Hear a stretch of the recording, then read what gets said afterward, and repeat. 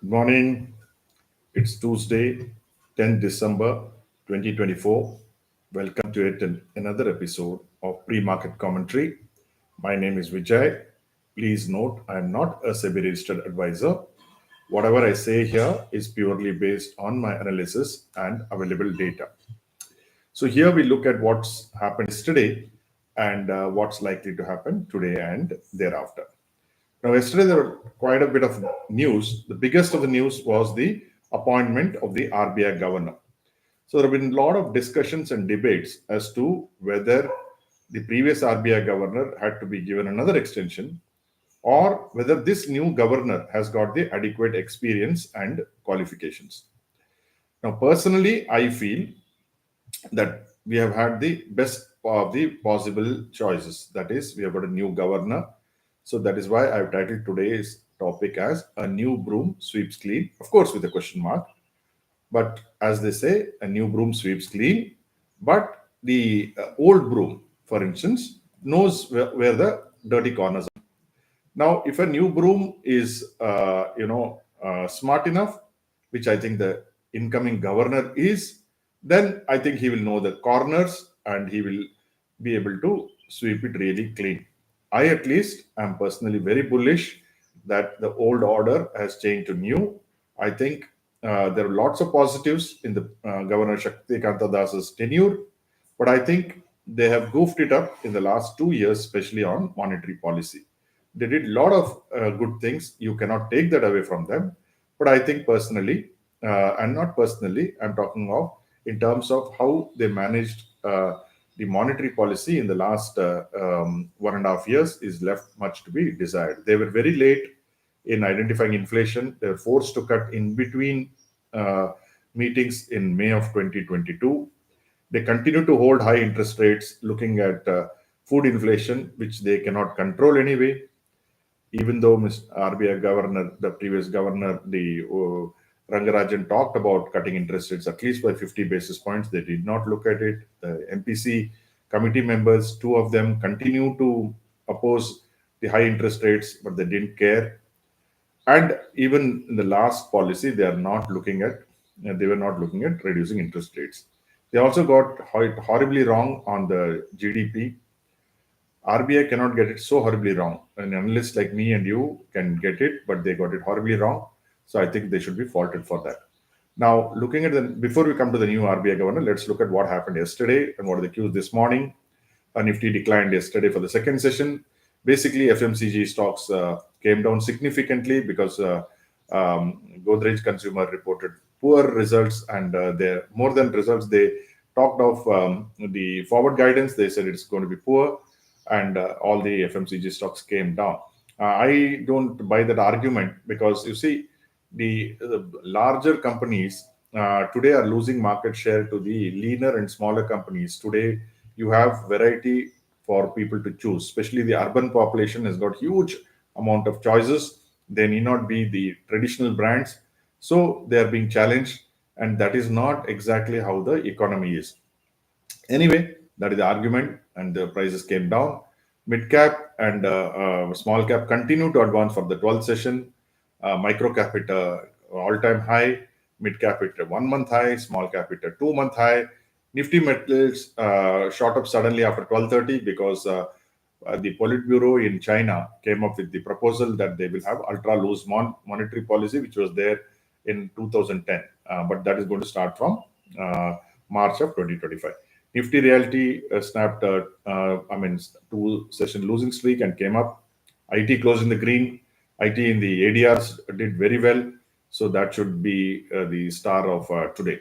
Then you had auto. Auto did not do well, and Tata Motors lost because FADA came up with this information that passenger vehicle and commercial vehicles are not doing well.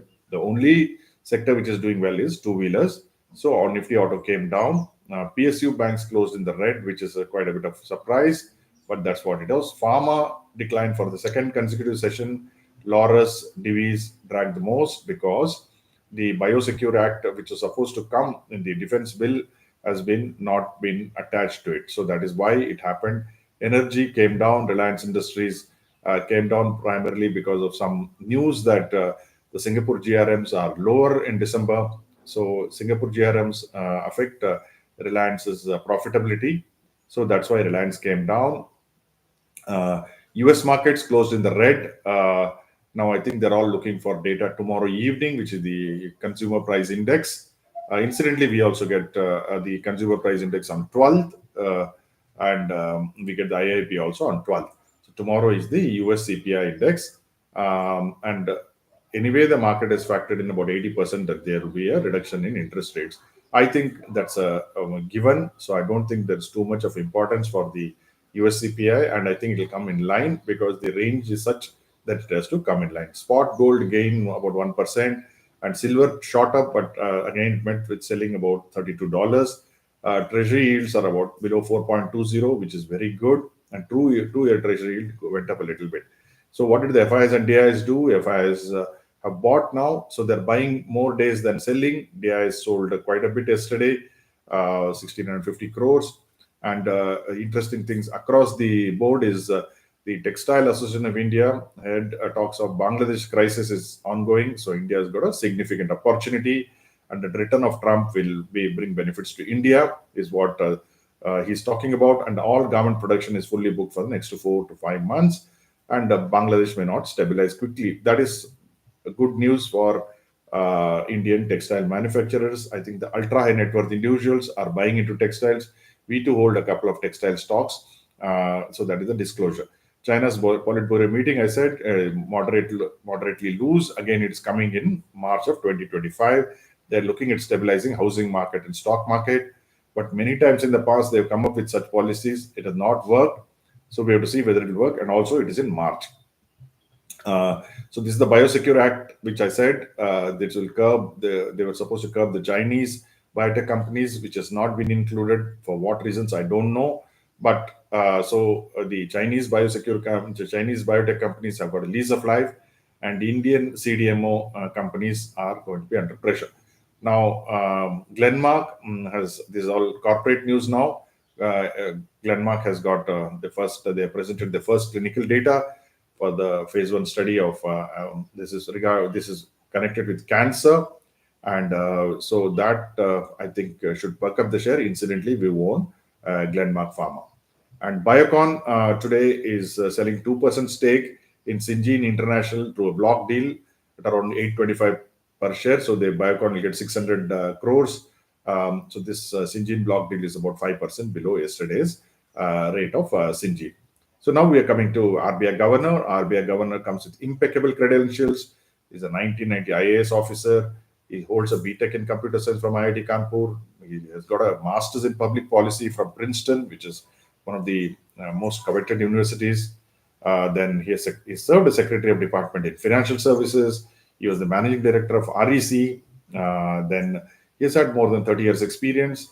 And one of my friends who knows him closely tells me that he is very smart and very hardworking. Maybe is not, focused most on finance in the last few years, but he is the revenue secretary.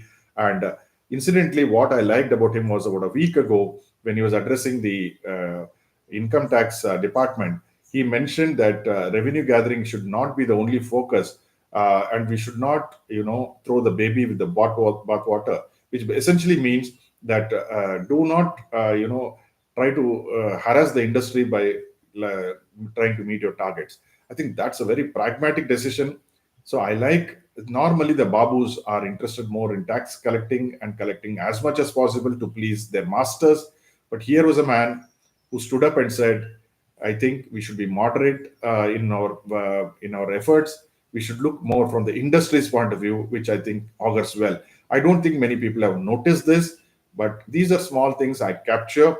And also, when we know that this gentleman has been an intelligent guy, hardworking, worked in finance as a MD of the REC, and he has done work in Rajasthan under the PPP franchisee distribution. He was in the Ministry of Power. So I feel he's an all-rounder, and I think it is good that we have got the right person. Of course, always people can say we should have got somebody from the industry. But whoever we got, I think he will be good. I'm very hopeful. And as usual, today I'm hopeful on buying on decline. Today there could be some volatility, or because of these many things, especially the RBI governor's inclusion. Though the gift nifty talks of about 40 points up, I don't know whether that will happen that way. But we continue to remain bullish. Maybe buying on declines may help us. And the sectors are, of course, pharma, PSU banks, and the insurance companies, and the AMCs. So we have got enough number of things to choose from. HDFC Bank is very strong. So HDFC Bank on all declines can be an interesting bet. We hold HDFC Bank. With this, I would like to conclude, and I hope whatever you do today is successful. Thank you for joining.